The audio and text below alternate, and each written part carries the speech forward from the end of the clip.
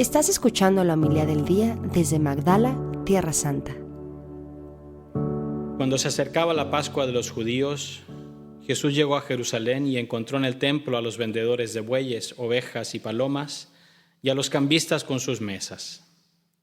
Entonces hizo un látigo de cordeles y los echó del templo, con todo y sus ovejas y bueyes.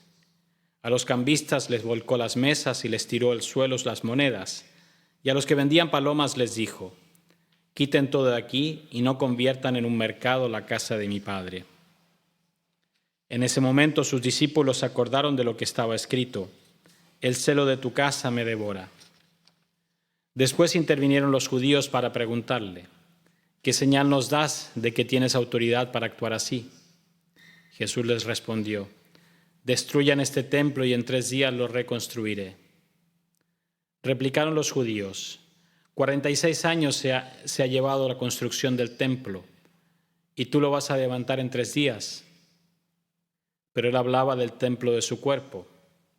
Por eso, cuando resucitó Jesús de entre los muertos, se acordaron sus discípulos de que había dicho aquello y creyeron en la Escritura y en las palabras que Jesús había dicho. Palabra del Señor.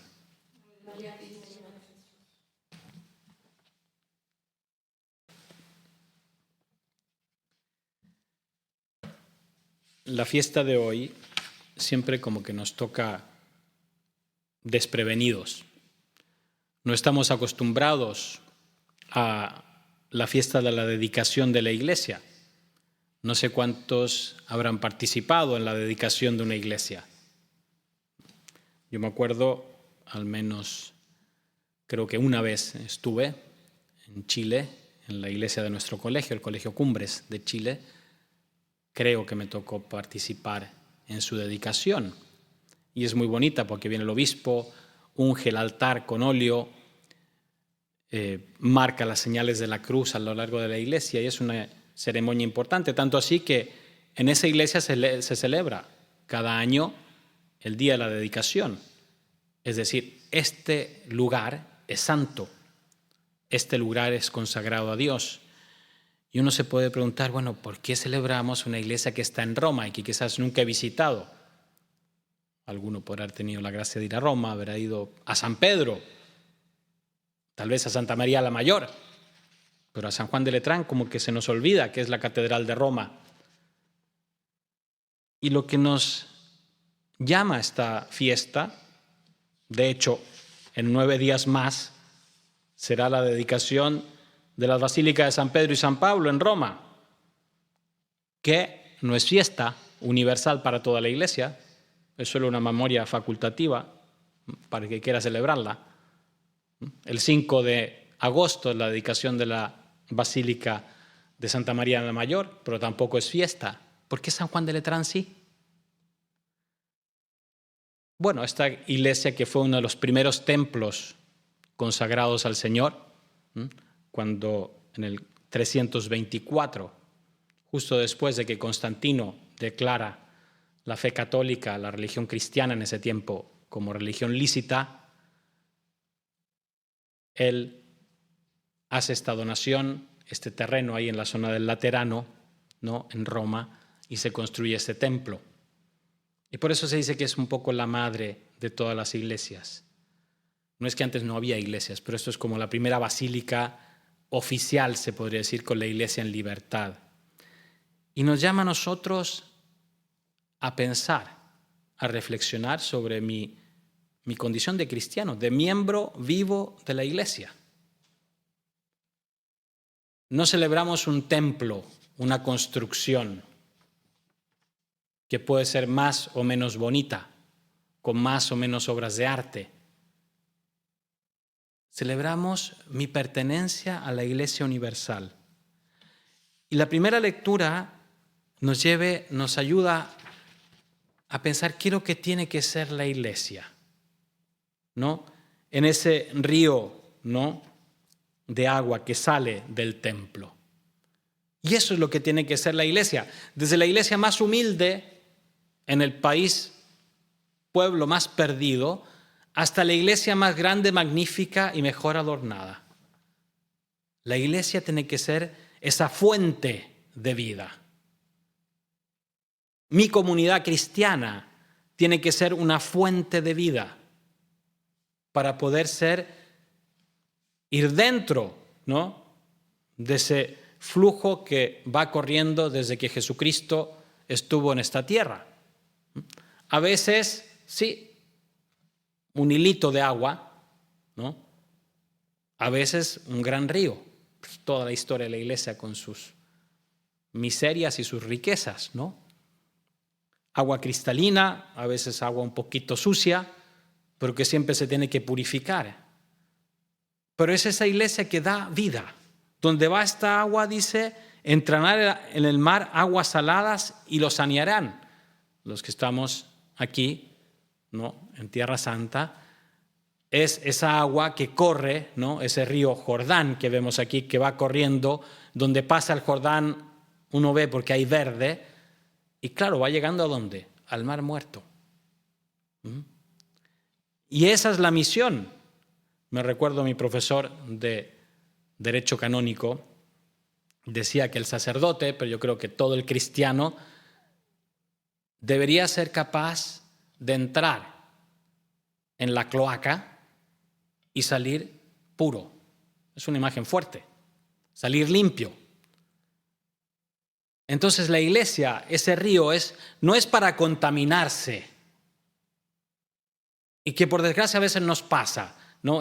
Nos dijo Jesús, ser del mundo, en el mundo, pero sin contaminarme con el mundo, sentido en el mundo la parte de mal que hay en este mundo, ¿no?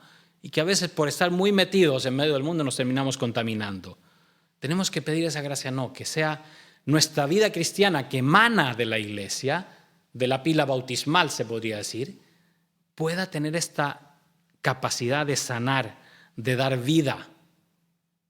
Eso es lo que nos pide el Papa cuando dice iglesia en salida, ¿no? Que cada comunidad cristiana, por su modo de vivir la fe, sea esa fuente de agua viva, esa fuente que sana, esa fuente que da vida. ¿Qué es lo que critica Jesús? ¿Qué es lo que condena Jesús? ¿No? Obviamente en el templo de esa época se tenían que ofrecer sacrificios. Y uno dice, ¿por qué están en el templo vendiendo ovejas, bueyes, palomas, etcétera? Porque eran los animales que necesitaban para hacer el sacrificio, cosa que ya no vemos.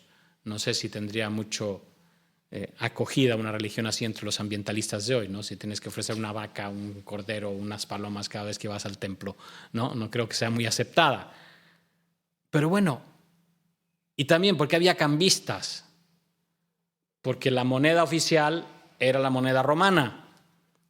Para el templo, la oferta del templo tenía que ser con la moneda propia del templo, entonces había que cambiar. Esto, que era una cosa práctica, se prestaba para abusos, para ganancias, para corrupción, algo que dentro de la óptica de la fe judía de ese tiempo estaba bien, porque había que ofrecer un sacrificio, porque había que pagar el tributo del templo. No está condenando eso Cristo, está condenando el abuso que se hace, que me apropio de algo que no es mío y lo hago objeto de ganancia personal.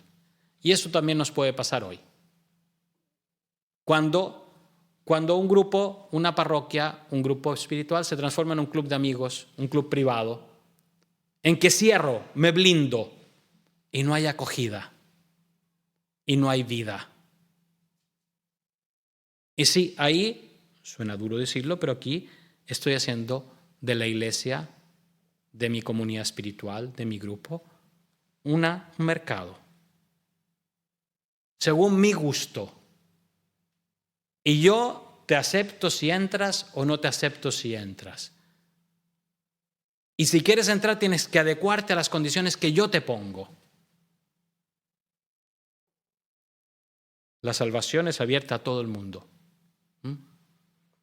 Y Jesús viene a eso, a decir, no hagan de mi casa, de la iglesia, no tanto en cuanto edificio físico, sino en cuanto pueblo de Dios, comunidad de los creyentes de este mundo, un club privado, porque la salvación está abierta a todos.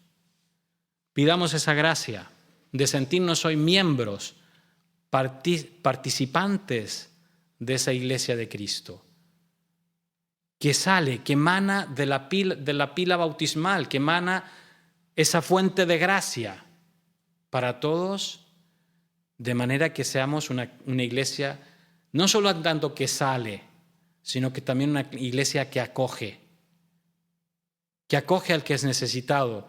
Cuando uno se siente acogido, sí, se da esa sanación, se da esa vida nueva a la que Cristo nos llama.